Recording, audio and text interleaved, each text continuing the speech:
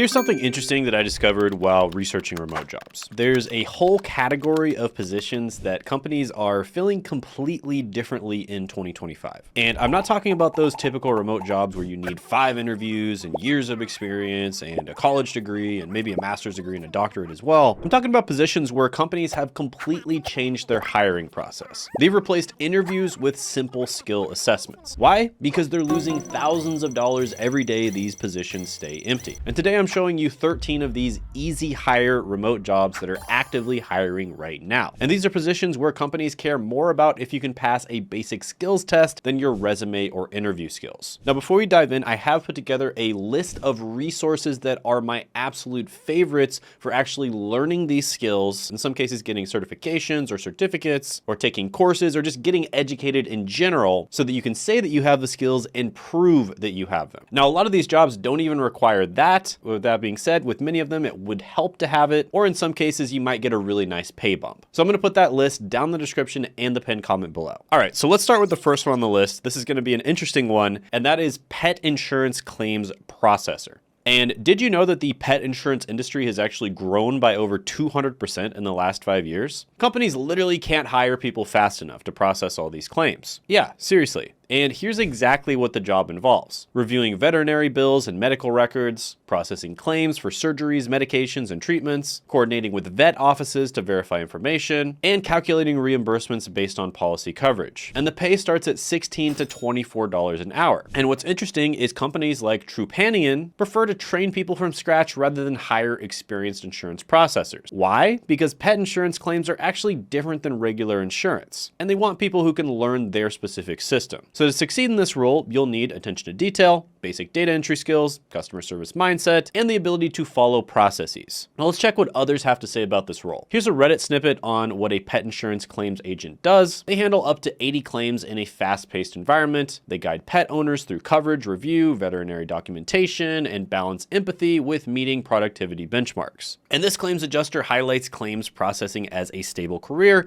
with essential industry experience. It requires precision, attention to detail, and focus on repetitive tasks, making it ideal for those who thrive on accuracy. So yeah, could be a pretty good one for you. Next is going to be a death care service coordinator. And this one may sound unusual, but it's one of the most stable industries that you could work in because unfortunately there's only 2 things in life that are for sure: death and taxes. So the death care industry has gone through a massive digital transformation. With more families spread across the country, virtual memorial services are becoming the norm, right? So if for whatever reason you can't make it to a funeral or a memorial, there are now services online that will actually stream it so that everyone in the family can attend virtually. And what you'll actually do is coordinate virtual and hybrid memorial services, process essential documentation, handle live streaming arrangements for remote family members, manage digital memorial pages, and coordinate with multiple funeral locations. And it starts at about $17 to $25 an hour. And the interesting part is most companies provide comprehensive training because they're struggling to find people for these positions. And this is from a funeral home detailing what death care service coordinators do for the bereaved ones. Basically, these individuals manage all aspects of funeral arrangements while supporting the grieving family. And tasks include orchestrating essential logistics, from transportation and documentation to personalized service planning, ensuring every detail aligns with the deceased wishes and family's preferences. And the digital transformation of death care services has created stable remote opportunities for compassionate individuals who can coordinate virtual memorials and handle essential documentation. So yeah, not bad. All right, so the next one is really good if you're a gamer, and that is a gaming community moderator. And companies like Roblox and EA are desperately hiring for these positions. Now, you don't need to be a programmer, you just need to be somebody who actually participates in the game and the community. And the job basically involves monitoring live game chats and forum discussions, enforcing community guidelines, handling player reports and conflicts, documenting policy violations, and coordinating with the trust and safety team. And the salary starts at about $15 to $22 an hour. However, many gaming companies actually promote from within. So in many cases, you could move from a moderator to a community manager and possibly even go into player support leadership and even game development coordination, which all pay more. So Adam Skinner, for instance, is a community manager, and he specializes in building and nurturing communities for various indie games across different genres. And his responsibilities include coordinating events, managing communication channels, and bridging the gap between players and developers. And Adam emphasizes the importance for genuine passion for community building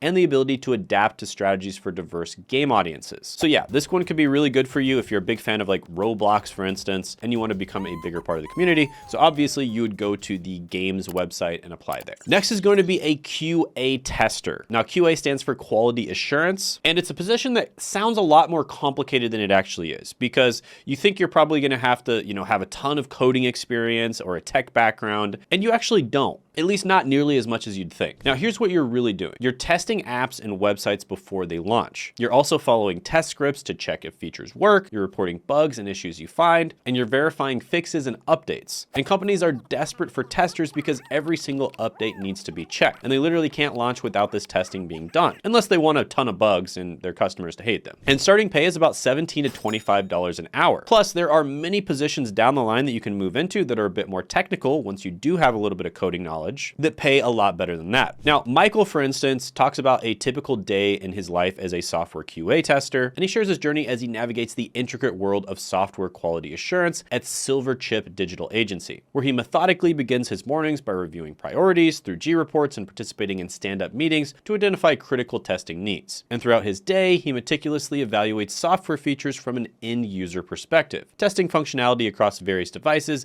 and browsers while prioritizing urgent tickets and project deadlines with unwavering attention to detail. So if you're looking for a remote-friendly tech career without needing coding skills, Software QA Tester offers an accessible entry point with strong starting pay and benefits. Now, with more companies constantly pushing updates that need thorough testing, there's a steady demand for detail-oriented people who can methodically check features and report issues, making this an excellent opportunity for those wanting to break into the tech industry. Now, like I said before, there is a lot of training that I recommend. This is one that likely would require a little bit of training to get into, and I will leave those resources down in the description in the pinned comment below. Make sure you click there to check it out. Now, from ensuring digital products work flawlessly before reaching users, let's shift to another growing field in the tech industry that focuses on supporting the increasingly digital world of travel and hospitality, and that's a travel support specialist. And the travel industry is absolutely booming right now. It was shut down for a few years and it is rebounded big time. And here's what's interesting. Most people don't even know these positions exist. And what you're going to be doing is helping to process travel bookings, updating reservation details, coordinating with hotels and airlines, handling itinerary changes. And the cool part is most companies actually provide full training on their booking systems, and they care more about your attention to detail than travel experience, although travel experience does help.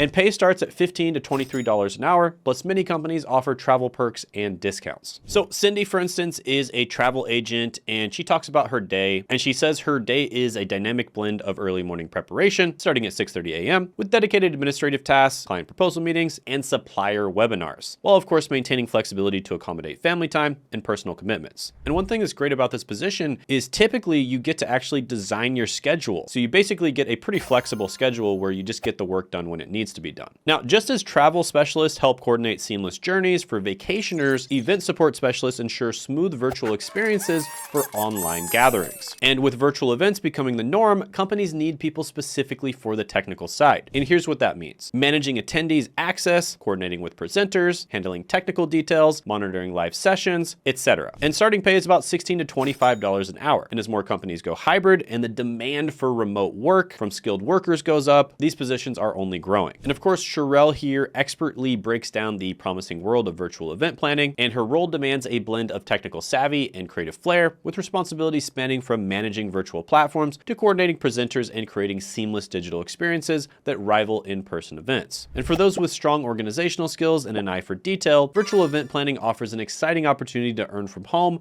while helping companies navigate the increasingly digital landscape of professional gatherings. So yeah, pretty good one. Next is going to be a digital asset coordinator. Now, every company has thousands of digital files, images, videos, documents, etc., and they're drowning in disorganization. And that's where this position comes in. You are going to be like a digital librarian, organizing marketing assets, tagging and categorizing content, maintaining brand asset systems, and the pay starts at about $15 to $23 an hour. And here's the interesting part. Companies are desperate because this role sits between marketing, IT, and operations, and no one else wants to handle it. The companies are losing thousands because they can't find their own files. And there's even an instance that a team had to reshoot an entire campaign because they couldn't locate their original footage. So to succeed in this role, you'll need strong organizational skills, basic tech proficiency, attention to detail, and project management ability. Now, I found an interesting Reddit conversation about a public librarian seeking advice on transitioning to digital asset management, or DAM. And a lot of people were very helpful when answering them. And this person, for instance, shared their own success in transitioning to DAM with an MLIS degree and an advertising background. So it really shows that a lot of people can get into this type of role from a lot of different backgrounds. All right, next is a boring one, but there's a lot of jobs available, and that's an insurance claim support expert. So everyone focuses on customer service roles, but they're honestly missing a hidden opportunity in insurance that pays better. And insurance companies are required by law to process claims within specific timeframes. If they don't, they face massive fines. So there's always constantly a massive amount of demand for this position. Now, is it the best job in the world? Probably not. It's pretty boring. You might not like working for insurance companies, but the starting pay is $16 to $24 an hour. And that's actually quite a bit better than something like a customer service representative. Plus, once you understand claims processing, you can move into specialized roles that pay even more. Yeah, so I think this one's pretty self-explanatory.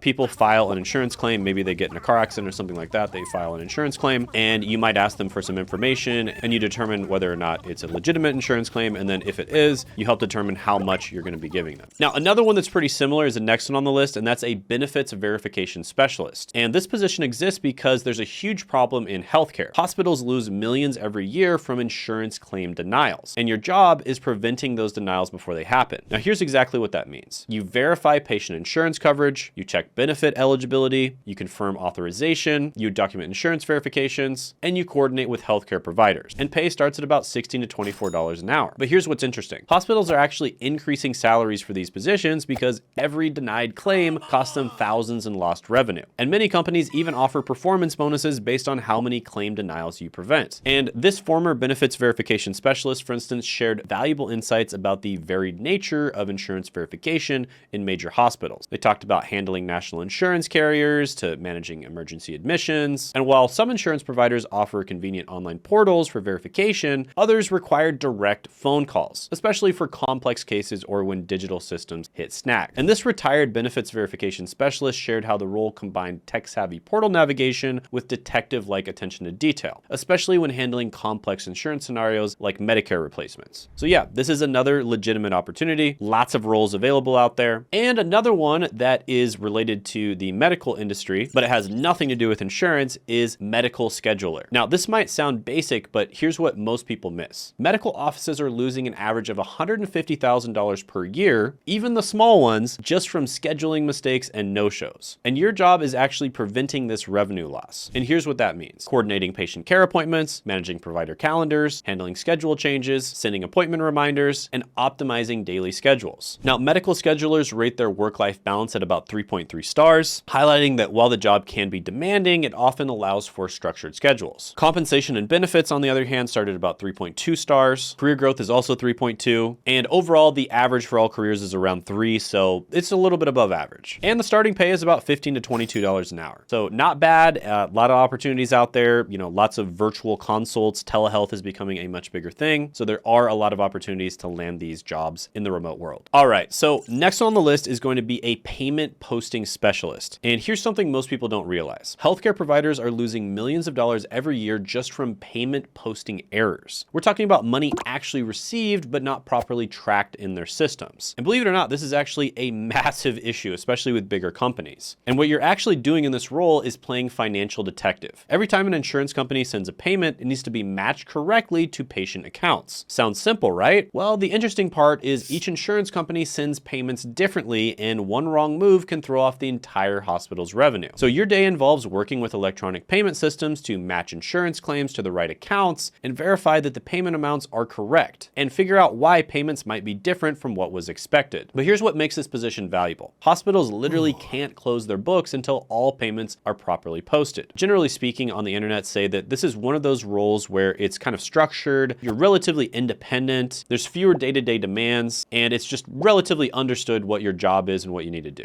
And it pays about $16 to $23 an hour. And you can literally save the hospital like $300,000 a year doing a good job, so that justifies your $50,000 to $60,000 a year paycheck. Next is a prior authorization coordinator. And here's something wild. The healthcare industry is losing $30 $31 billion yearly just from authorization issues. And that's where you come in. Now, here's what the job involves: coordinating with insurance companies for procedure approvals, submitting required documentation, tracking authorization status, and preventing procedure denials. So if you're not familiar with a prior authorization is, it's basically where they have to submit a prior authorization to make sure that the insurance company covers like a medication or a procedure, etc. And the reason why it's called a prior authorization is because you have to do it before the medication is dispensed or before the surgery is done. And in this position, you make about $17 to $25 an hour. And hospitals and companies are desperate to fill these positions because without proper authorization, they don't get paid, period. I declare bankruptcy! So this is yet another one of those medical related careers. I know I talk about these all the time on the channel. A bunch of them were even in this video, where they're niche careers, but there's a lot of opportunity. And next is a remote title processor. And this one is fascinating because it's a hidden opportunity in real estate that nobody really talks about. And by the way, real estate is probably the #1 industry in the entire world. So there's a lot of money in real estate and there's a lot of opportunity. And it really doesn't matter if it's a $1 million mansion or a small condo, there's still need for this position. And you're basically the person who makes sure properties can legally be sold. So you're reviewing the property documentation, checking for liens or legal issues, and processing title orders. But here's what makes this position valuable. One mistake could cost the company millions in legal issues. One title processor, for instance, shared that their favorite part of the job is the sense of accomplishment after organizing and finalizing complex property documents. And while the work can sometimes feel repetitive, the clear processes and structure make it rewarding for those who enjoy detail-oriented tasks. And you get paid about $16 to $25 an hour. And once you understand title processing, you can easily move up to $50,000 to $70,000 a year. And there are other higher level positions you can get into as well. So yeah,